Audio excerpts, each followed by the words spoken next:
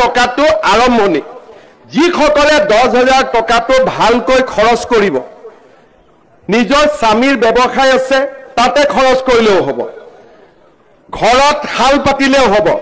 যিসকলে 10,000 টকাটো অলপ আগতে মোক বাইদেউ এজনীয়ে কৈছে কনকলতা বৰুৱাৰ প্ৰতিমূৰ্তিত মালা দিওঁতে বাইদেৱে কৈছে 10,000 টকাটো পালে মই এটা মোবাইল কিনি ল'ম এইটো নকৰিব এই 10,000 টকাটো যোনে ভালকৈ ব্যৱহাৰ কৰিব তেওঁলোকক এক বছৰৰ ভিতৰত আমি আৰু 25,000 টকা দিম আত্মসহায়ক গোটৰ সদস্যসকলক প্ৰথম পৰ্যায়ত 10,000 পৰৱৰ্তী পৰ্যায়ত 25,000 তৃতীয় পৰ্যায়ত 50,000 বিহালিতাৰ আৰম্ভ হ'ল এতিয়া বাকি 125টা সমষ্টিত আমি বিধায়কসকলৰ লগত কথা পাতি আলোচনা কৰি এটা এটাকৈ আমি সভা কৰি আপোনালোকক দি যাম আৰু যোৱা 1 এপ্ৰিল তাৰিখে এই আঁচনিটো শুভ উদ্বোধন কৰিবলৈ পাই আমি গৌৰৱ অনুভৱ কৰিছোঁ সমষ্টিৰ আই মাতৃসকলকো মহিলা উদ্যমিতা আঁচনিৰ চেক আপোনালোকক প্ৰদান কৰিবৰ বাবে মই আচ্ছা এতিয়া যে 10,000 টকাটো পালে আকৌ ভৱিষ্যতে মই 25,000 টকা দিম বুলি কোনে কোনে ভাবি আছে এই 10,000 টকাটো লৈ আমি বহুত মহিলাক যাৰ 3টাতকৈ বেছি সন্তান তেওঁলোকক এই আঁচনিটো আমি দিয়া নাই কিয় দিয়া নাই ঘৰত যদি 3টা বাচ্চাই আছে কেনেকে তেওঁলোকে প্ৰডাকশন কাম কৰিব উৎপাদনৰ কাম কৰিব জনজাতীয় লোকসকলক আমি 4টা দিছো বাগিচাৰ লোকক 4টা দিছো বাকি 3টা কাৰণ যিমানে সন্তান বেছি হ'ব দেউতাক মাকৰ দায়িত্ব সিমানে বেছি তেওঁলোকে উৎপাদনমূলক কাম কৰিব নোৱাৰিব আমাৰ আঁচনিটোৰ লক্ষ্য হৈছে যে আমি আপোনালোকক আজি 10,000 টকা আপোনালোকক দিম আৰু আপোনালোকে অহা 1 বছৰ এই 10,000 টকাটো সৎ ব্যৱহাৰ কৰিব কোনোবাই হালত দিব কোনোবাৰ গিৰিয়েক বা স্বামীৰ ব্যৱসায় আছে তাতে 10,000 টকাটো দিব কোনো আপত্তি নাই বেয়া কামত খৰচ কৰিব নালাগে ভাল কামত খৰচ কৰাত কোনো আপত্তি নাই ঘৰত যদি মোৰ বাগিচা আছে ক্ষুদ্ৰ চাহ খেতি আছে তাতো লগাই দিয়ক কোনো অসুবিধা নাই হালত কৰক মুৰ্গী কৰক কণী কৰক ব্যৱসায় কৰক 1 বছৰ পিছত আমি আপোনালোকৰ ঘৰে ঘৰে আহি পৰীক্ষা কৰিম আমি আপোনালোকক সুধিম যে আপোনালোকে টকাটো ক'ত ব্যৱহাৰ কৰিলে যিসকল আই মাতৃয়ে এই টকাটোৰ সৎ ব্যৱহাৰ কৰিব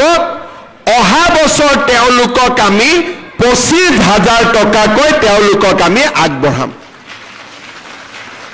এই 25,000 টকাৰ 12,500 মই বেংকৰ পৰা আনি দিম 12,500 চৰকাৰৰ পৰা দিম চৰকাৰৰ টকাটো ঘূৰাই দিব নালাগে বেংকৰ টকাটো ঘূৰাই দিব লাগিব কিন্তু সুদ দিব নালাগে বেংকৰ সুদটো চৰকাৰে দিব মাত্ৰ মূলটো আপোনালোকে ঘূৰাই দিব আৰু যিসকলে সুন্দৰভাৱে এই 25,000 টকাৰ সৎ ব্যৱহাৰ কৰিব তেওঁলোকক তৃতীয় বছৰটোত আমি 50,000 টকা কৰি আমি আগবঢ়াম হাঁহে যেনেকে কণী পাৰে এই 10,000 টকায়ো দুবাৰ কণী পাৰিব এবাৰ 25,000ৰ কণী পাৰিব এবাৰ 50,000 টকাৰ কণী পাৰিব কণী পাৰিব লাগে না নাই লাগে যদি কণী পাৰিব লাগে হাতী আমাৰ হাঁহটোক অলপ খাদ্য বস্তু খুৱাব লাগিব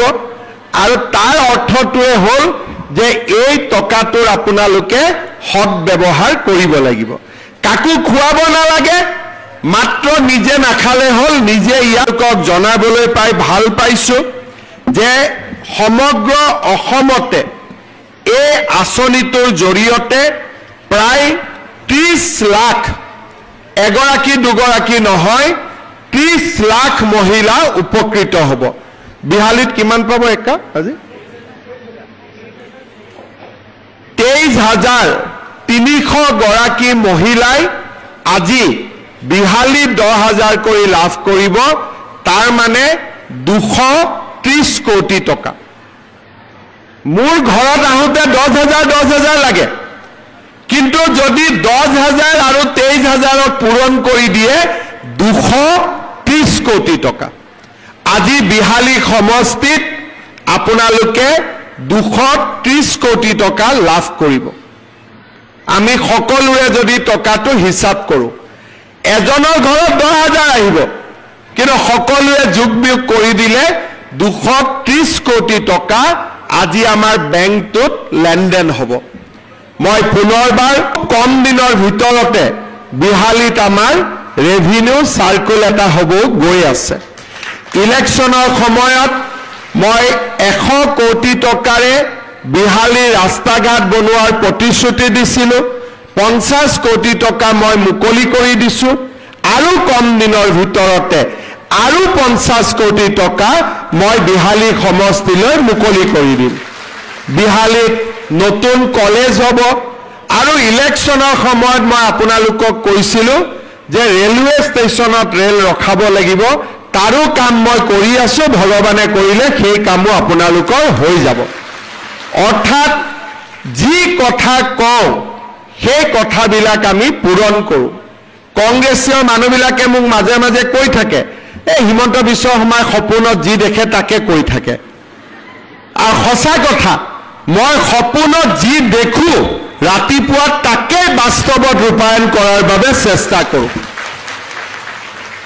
সেইকাৰণে যিবিলাক কাম কংগ্ৰেছে অসম্ভৱ বুলি ভাবে, মই তাক সম্ভৱ বুলি ভাবোঁ। কাৰণ মই বিশ্বাস কৰোঁ আমি সকলোৱে লগ লাগি আমি আকাশো চুব পাৰোঁ। যোৱা কেইদিনমান আগত এডভান্টেজ অসম সন্মিলন হৈছিল। 5,25,000 কোটি টকা অসমত বিনিয়োগ হ'ব। আমাৰ ল'ৰা ছোৱালীয়ে কাম কাজ পাব। আৰু মই সেই সন্মিলনতে কৈছিলোঁ যে অসমৰ 40 লাখ আত্মসহায়ক গোটৰ সদস্যসকলক যদি আমি ভালকৈ উৎপাদনমূলক কামত ব্যৱহাৰ কৰিব পাৰোঁ, অসমে এক নতুন দিগন্তলৈ গতি কৰিব। আজি আপোনালোকক আমি 10,000 টকা ব্যক্তিগত ৰূপে দিছোঁ, কিন্তু গ্ৰুপৰ জৰিয়তে আপোনালোকে যি লোন পাব লাগে, ৰিভলভিং ফাণ্ড পাব লাগে, এইবিলাকো আপোনালোকে পাই থাকিব। অৰ্থাৎ এই আঁচনিটো পোৱাৰ কাৰণে আপোনালোকৰ সহায় হ'ব, কিন্তু